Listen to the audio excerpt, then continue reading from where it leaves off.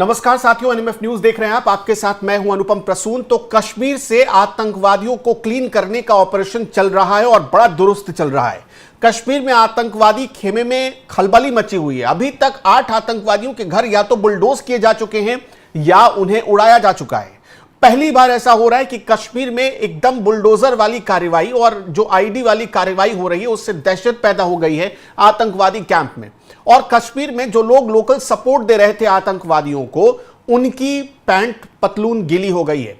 अब आपको पूरी डिटेल बताते हैं कश्मीर के ऑपरेशन क्लीन का अपडेट क्या है और कहां तक यह ऑपरेशन पहुंचा है, अभी तक क्या क्या हो रहा है कश्मीर में, जरा इस पर आपको डिटेल में बता देते हैं। सबसे पहले 48 घंटे से यह ऑपरेशन चल रहा है, जिसमें अभी तक 8 आतंकवादियों के घर या तो बुलडोज किए गए हैं या उड़ा दिया गया है। सेना का सबसे बड़ा एक्शन तो कुपवाड़ा में हुआ है, जहां बताया जा रहा है कि लश्कर का आतंकी था फारूक तिडवा, उसके घर को तबाह कर दिया गया है। कुछ ही सेकंड्स के भीतर उसके घर को जमींदोज कर दिया गया, मिट्टी में मिला दिया गया। कहा जा रहा है कि सेना लश्कर हिजबुल जैश के आतंकियों के ठिकानों में घुस घुस कर ऑपरेशन चला रही है और जहां भी आतंकी गतिविधियों के या मूवमेंट की खबर आ रही है, जहां भी सेना को शक हो रहा है, वहां पर फौरन छापेमारी की जा रही है, धावा बोला जा रहा है और उसके बाद उनको मिट्टी में मिलाकर बदतर हुरों के पास भेजने का जो सिलसिला है वो अनवरत चल रहा है।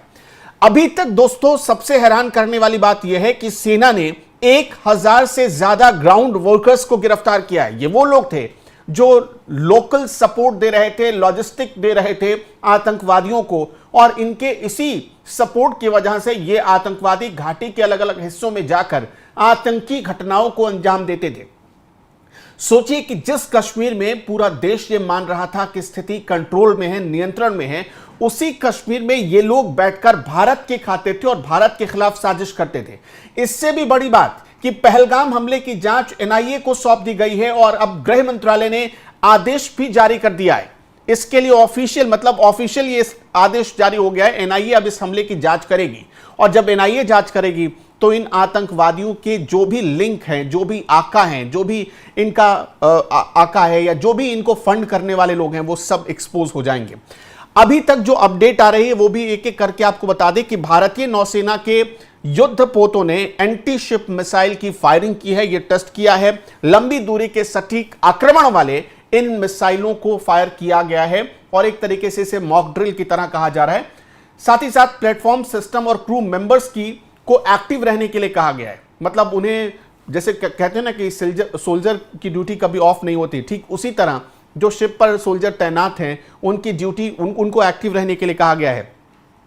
जीरो लाइन तक पेट्रोलिंग के लिए अब पाकिस्तानी रेंजर्स आ रहे हैं, यह खबर मिल रही है। तो इसका एक मतलब बीएसएफ को इसकी जिम्मेदारी सौंपी गई है कि अब इस पर निगरानी रखिए। राजस्थान के 2 इलाके ऐसे हैं जिसमें श्री गंगानगर है और इसके अलावा पश्चिमी सरहद जो पाकिस्तान से लगती है, जो गुजरात के हिस्से हैं, वहां पर पाकिस्तानी रेंजर जीरो लाइन तक पहुंच रहे हैं। जीरो लाइन वो इलाका होता है जो नो मैंस लैंड के पास होता है, मतलब वहां के बाद पाकिस्तान की कोई जमीन नहीं है। अब वहां तक पाकिस्तानी रेंजर पहुंच रहे हैं।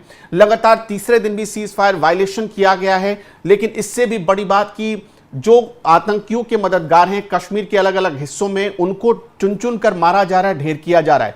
अभी तक जो जानकारी मिल रही है उसमें आपको बता दें कि अलग अलग जगहों पर इन आतंकवादियों को अभी तक ढेर करने में कामयाबी मिली है, जिसमें शोपिया में अदनान शफी और शाहिद अहमद कुट्टे के घर को विस्फोटक से उड़ा दिया गया है। यह सेना ने एक बड़ा इनके खिलाफ बड़ी कार्रवाई की है। बांदीपुरा के इलाके में लश्कर तैयबा के आतंकी जसीम अहमद शेर गोजरी के घर को उड़ा दिया गया है। कुलगाम में जाकिर अहमद गनी का घर उड़ाया गया है। कुपवाड़ा में फारूक अहमद टिडवा और मिस्कीन अहमद टिडवा के घर को विस्फोटक से उड़ा दिया गया है। एक जो ऑपरेशन क्लीन, इसलिए इसे कहा जा रहा है कि ऑपरेशन क्लीन है, यानी घाटी से आतंकियों का जो सफाया का सिलसिला है वो चल रहा है और जल्द ही इसे अंजाम तक भी भारतीय सेना पहुंचा देगी। ये जो ऑपरेशन क्लीन घाटी में चल रहा है, ये दोस्तों उन लोगों के लिए चलाया जा रहा जो आतंकियों के मददगार है और इसकी सबसे ज्यादा जरूरत जम्मू कश्मीर में आ गई थी, खास तौर पर कश्मीर के हिस्से में।